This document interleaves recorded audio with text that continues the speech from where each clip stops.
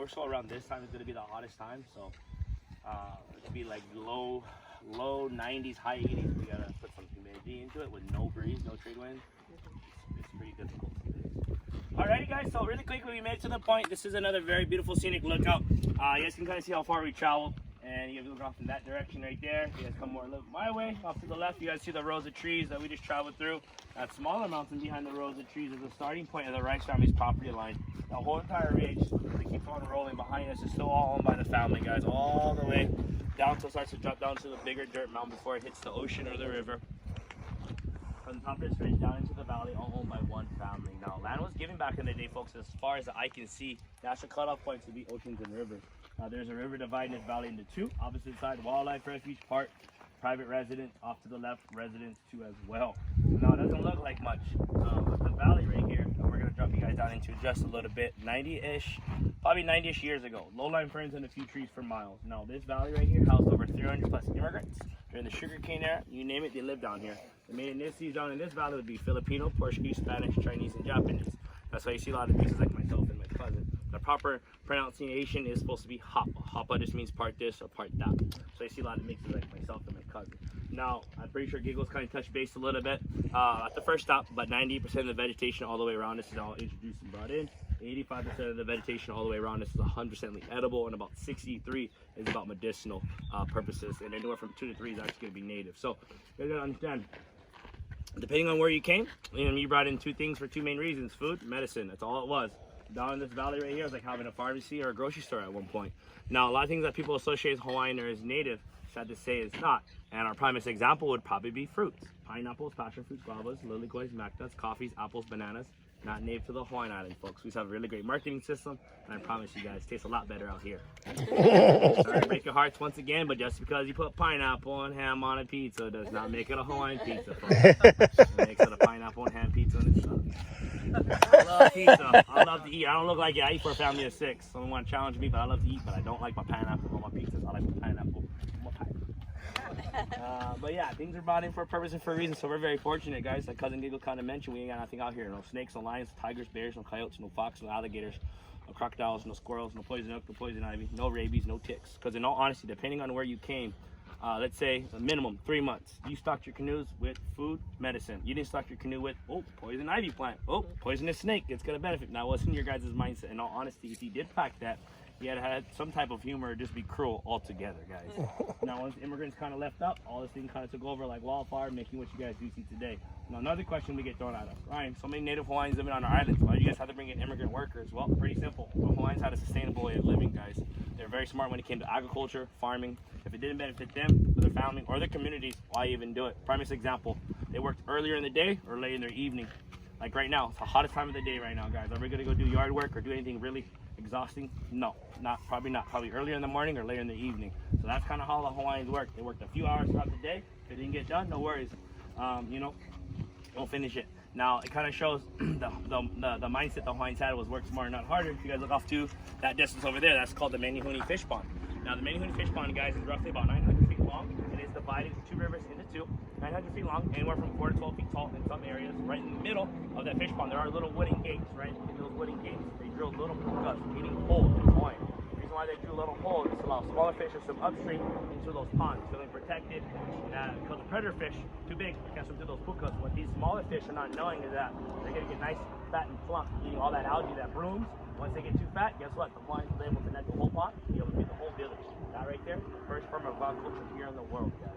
Fish ponds are endemic to Hawaii up until recent study. Now, if you guys all been to luau, we call it a stage with that funky dance called the hukilau. It's exactly what they're referring to: pulling and scaring of the nets. Upon netting of the nets, guys, you drop down to your knees and you're able to sort out fish. Predator fish sometimes will swim in if they're small enough. They'll right back over that rock wall. And it was you mostly netted your pond mostly for like a celebration or a gathering. You never over harvest or under harvest. You only grabbed pretty much what you needed for that gathering or that party. As well as you never grabbed the fish no bigger than your hand. Now, if it was bigger than your hand, you knew that fish was getting ready to generate and populate for the next generation, or you knew that fish was specially for the li or the kings. Smaller than your hands, like the saying goes, when we were kids, we used to fish with our papa. Let it go, let it grow. And that's kind of how it was. Now, kind of great. We do have a nonprofit organization out here cleaning up all of our fish ponds down in this valley called Malama Huli'ia. Now, this fish pond's a little bit different, guys.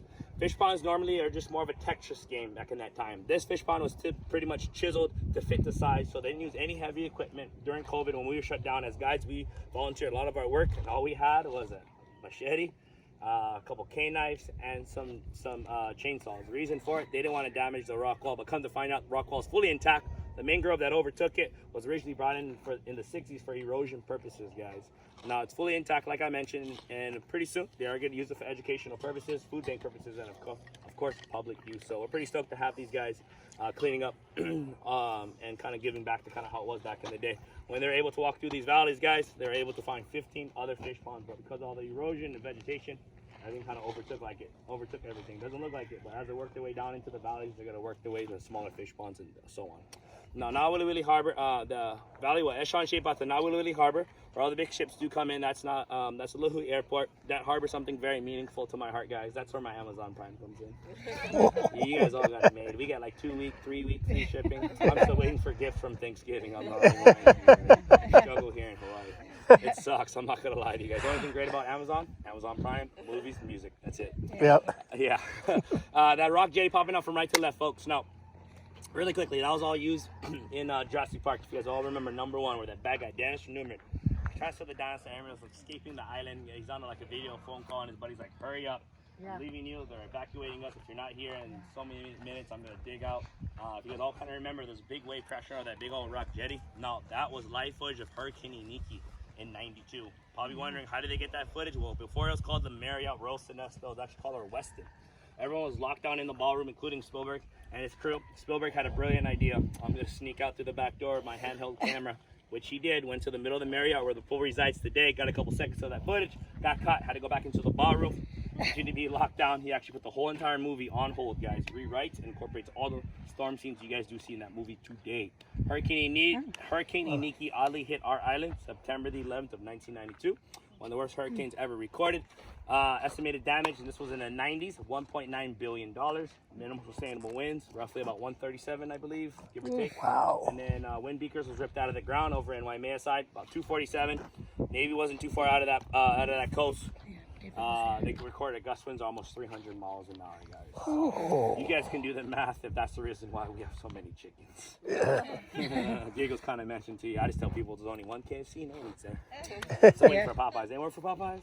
Popeyes. Never touch Chick-fil-A, but I'll have me another Popeyes. No Popeyes. But yeah, guys, we're gonna drop down into this valley in just a little bit. We are gonna do a double back. Come down to the belly of this valley, get out of the sun, into the shade. We are going to see some rock walls. Now, the rock walls, guys, down in this valley is most sort of a language barrier. You got to understand, depending on your ethnicity or your culture, you kind of stood and you stayed with your community. Prime example, Filipinos have the Filipino, Portuguese have the Portuguese. Now, if you departed for work out of this valley, if you didn't have any kids, you would go work in the cane fields. If you did have kids, you continue on past the cane fields to our base yard, where we got started. I know it doesn't look like it. That was actually an old school and a schoolyard for the immigrant children. The restrooms and the snack shops you guys got to use today was actually a general hospital. Further down past our parking lot area was a general store and a trading post.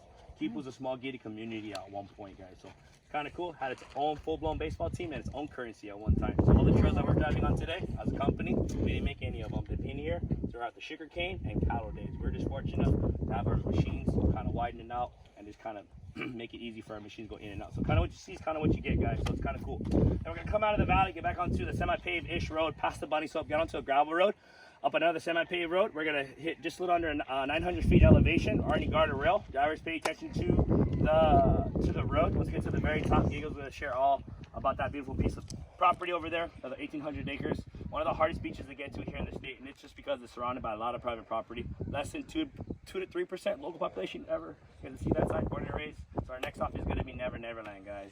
The original, not that new Pan movie. That one sucked. Any questions, any comments, any concerns, guys, fire away. There's really been a dumb question. There has been, but I'm not going to tell you what it was. But if you guys need any help with photos, let me know. Thank you, guys. Awesome. Thank you.